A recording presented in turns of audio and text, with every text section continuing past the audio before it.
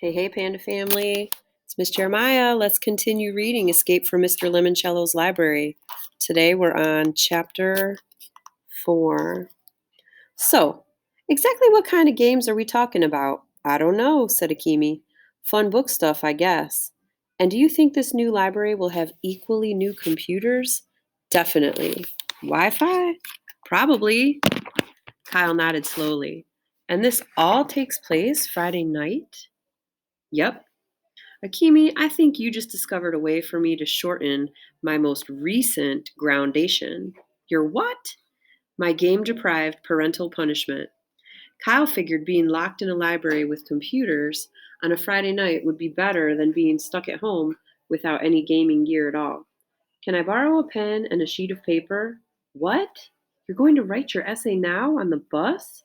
Better late than never. They're doing homework, Kyle. They're doing homeroom, Kyle. First thing. Fine, I'll keep it brief. Akimi shook her head and handed Kyle a notebook and a pen. The bus bounced over a speed bump into the school driveway. He would need to make his essay really, really short. He was hoping the 12 winners would be randomly pulled out of a hat or something. And like the lottery people always said in the TV commercials, you just had to be in it to win it.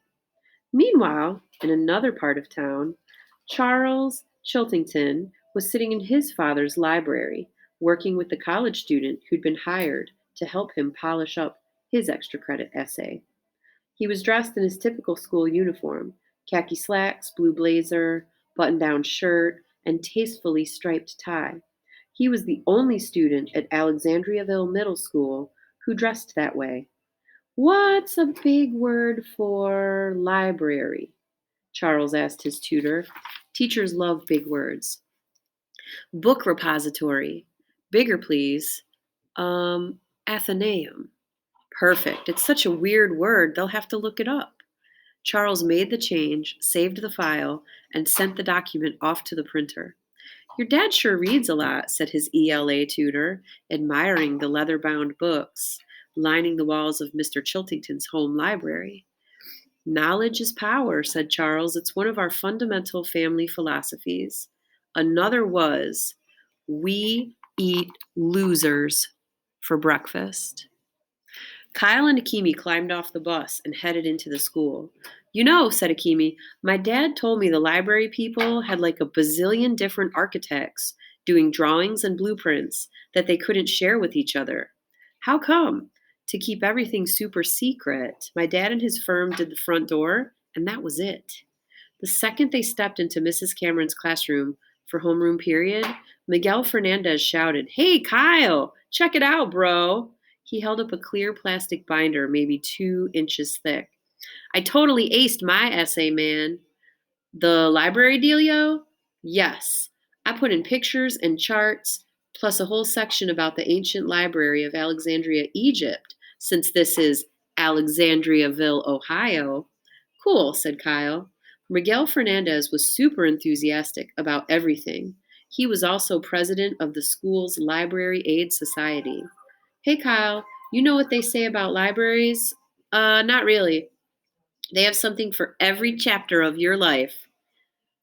While Kyle groaned, the second bell rang.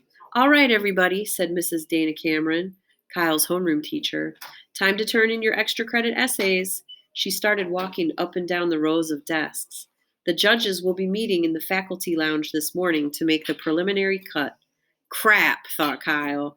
There were judges? This was not going to be a bingo ball drawing like the lottery. Mr. Keeley, and the teacher hovered over his desk.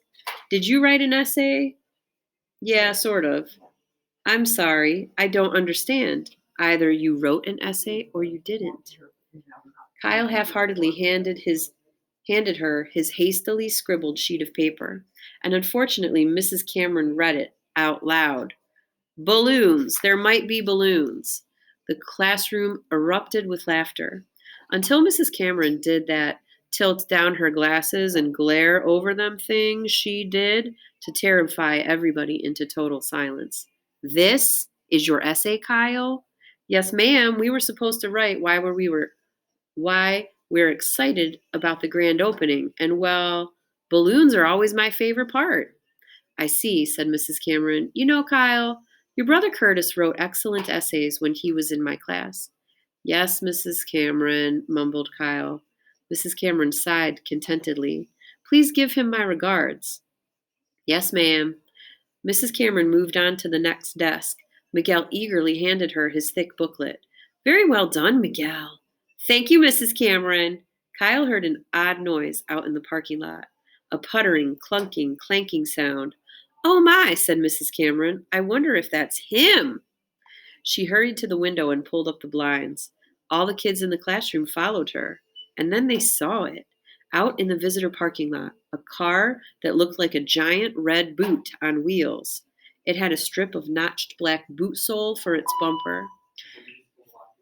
For any instructions.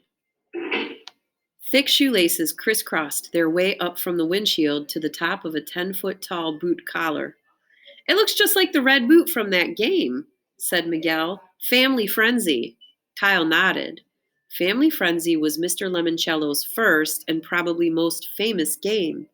The red boot was one of 10 tokens you could pick to move around the board. A tall, gangly man stepped out of the boot car. It's Mr. Lemoncello, gasped Kyle, his heart racing. What's he doing here? It was just announced, said Mrs. Cameron. This evening, Mr. Luigi Lemoncello himself will be the final judge. Of what? Your library essays.